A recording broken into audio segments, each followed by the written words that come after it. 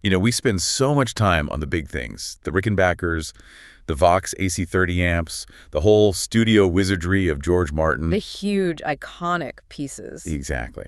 But today, let's talk about something elemental about guitar playing.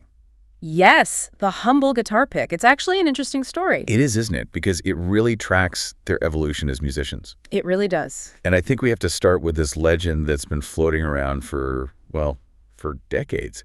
It's one of those stories that feels almost too good to be true. Ah, yes. Sir Paul McCartney. Sir Paul, a man who could obviously afford anything he wanted later in life, but the story goes way back to a very different Liverpool. It's the legend of the locomotive. The story is that a young Paul, without much money or access to proper gear, would make his own picks. He'd supposedly take these old British pennies, line them up on the train tracks, and just wait for a train to come roaring by and flatten them. I mean, what an image. You've got the guy who would become the most famous bassist in the world, scavenging for bits of flattened copper along a railway line. It's so vivid. But is it actually true? Well, that's up for debate. It might have been, a one-time thing that got exaggerated over the years. Or a genuine habit out of necessity? It could be. But the story got a huge boost a few years back. In 2019, the Daily Mirror published these photos. I remember seeing those. It was a man who looked an awful lot like an older Paul McCartney, walking along a train track, placing coins on the rail. He wasn't interviewed, so we never got that, yes, I'm reliving my youth confirmation. No, but it sure looked like him. And honestly, playing with a coin isn't unheard of. It changes the sound. Oh, definitely. Brian May from Queen is famous for it. He uses a 6-pence coin. He loves the serrated edge because it gives him the specific chime when it hits the strings. Metal on metal. You get those high frequencies that plastic just kind of absorbs. Precisely. It's a real choice. So whether it's plastic, a smashed penny, or a 6-pence, what we're really talking about here is the interface. The first point of contact between the player and the music. Exactly. It's the interface of sound. And for the Beatles, that interface changed dramatically over the years. So let's go back. Let's rewind to Liverpool, 1956. John Lennon forms the Quarrymen. What are they working with? Next to nothing, really. The gear situation in post-war Liverpool was, to put it mildly, limited. You couldn't just order a pack of your favorite picks online. No, you went to the local hardware shop, maybe a small music store, and you bought what they had. And what they had was usually cheap, thin celluloid. But that was actually perfect for the music they were playing at the time, right? It was perfect for Skiffle. Skiffle is all about raw energy. It's just relentless acoustic strumming. You're fighting to be heard over a washboard and a T-chest bass. You are. And for that kind of fast, full-arm strumming, a really stiff pick would just break strings constantly. Or your hand would cramp up. A thin celluloid pick bends. It snaps across the strings and gives you that bright, percussive clack that defines the Skiffle sound. And in terms of shape, there weren't a ton of options. Not really. You basically had the teardrop, which we all know, and you had another one called the home plate. The home plate, which, for anyone who doesn't follow baseball, looks exactly like it sounds. White at the top, angled on the sides. And that shape, the home plate, really defines the early Beatles. Through the Hamburg residencies at the Cavern Club, you see it in photos.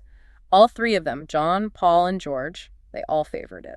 Which is interesting. Usually, you see guys trying to find their own thing. Well, I think it speaks to their shared musical education. You can't talk about this period without mentioning Burt Weedon. Ah, yes. Plain a Day, the book. It was the Bible. It was the manual for an entire generation. Keith Richards, Eric Clapton, they all learned from that book. It made guitar accessible. And the home plate pick is linked to that whole context. It is. Think about it. The home plate has a much wider grip. When you're sweating through a 4-hour set in a damp club... Yeah, you need something to hold on to. A tiny pick is just going to spin around in your fingers. It was a stabilizer. But as the music got more complex, they started to drift apart in their choices. The gear started to match the personality. Let's look at John Lennon. He eventually moved away from the home plate. To what? He shifted toward a pretty standard medium-gauge celluloid teardrop pick. Unassuming, cheap, easily replaced. It feels very John Lennon. He wasn't a gearhead like George. The guitar was a tool. But it was the perfect tool for his job. He was the rhythm guitarist. And musicologists now rate his rhythm playing as, well, just incredible. Oh, absolutely. You listen to something like All My Loving. That driving triplet rhythm is the engine of the whole song. And that's where the medium teardrop is crucial. For that fast dee-da-da rhythm, a heavy pick gets caught in the strings. And if it's too thin? It just flaps around, no definition. The medium celluloid was the Goldilocks choice. It gave him the chop for a hard day's night and the speed for everything else. Okay, so George Harrison is on a different path. He's the lead player. George starts with the standard mediums too, but his playing gets so much deeper. He's not just strumming chords, he's playing these intricate lead lines, these rockabilly licks. He had that huge Chet Atkins influence.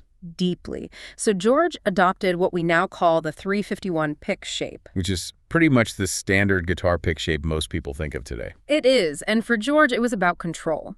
It's a bit smaller than the home plate, which was key because he started using hybrid picking. That's where you're holding the pick, but also using your other fingers to pluck strings, right? Exactly.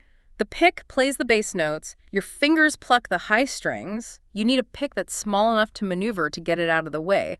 The 351 was perfect for that. So he could go from delicate finger-picked parts to those aggressive, biting solos in songs like Taxman. He needed that versatility. Okay, so let's get to the biggest change, I think. We have to talk about Paul, and we have to talk about the bass. This is so important. To understand Paul's choice, you have to understand what bass playing was like in the early 60s. It was a newer instrument, really. And the gold standard was James Jamerson at Motown, the absolute legend. And how did he play? With his fingers. Specifically, just one finger, the hook. And fingerstyle gives you a very specific sound. It's warm, it's round, a lot of low-end thud. It's a sound that's felt more than it's heard. It's the foundation. Yes. But Paul McCartney, he didn't have that training, and he didn't care about the proper way. He picked up his Hufner violin bass, and he used a pick. Which, to the purists, was basically heresy. It was. But think about the sonic result. A piece of plastic hitting a thick bass string creates a sharp attack. It adds mid-range punch. It clicks, yes. But more importantly, it cuts through the mix. Paul always complained he could never hear his bass on the records. Using a pick gave his notes a definition that let them slice through the guitars and drums. And that allowed him to play differently. Completely. Paul wasn't just playing root notes, he was playing melodies.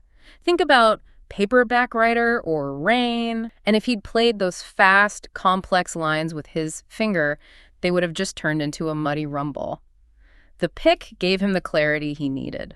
It facilitated his melodic genius. It brought the bass to the front of the stage. And his pick choices evolved, too. Oh, yes. He started with the home plate, like the others, but he also used heavy felt picks for a while. Felt, like the fabric. Yes, compressed felt. They're very thick but soft, so you get the warm thud of a finger, but the speed and leverage of a pick. But he didn't stick with those? No. Eventually, he settled on heavy Fender 351 style picks. Very little flex.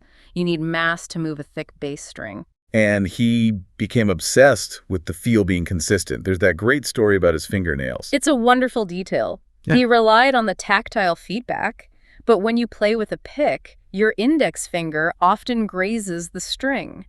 If his fingernail wore down on tour, it felt different. It threw him off. Completely. So his wife, Nancy, suggested he apply a fake cosmetic nail. Wow.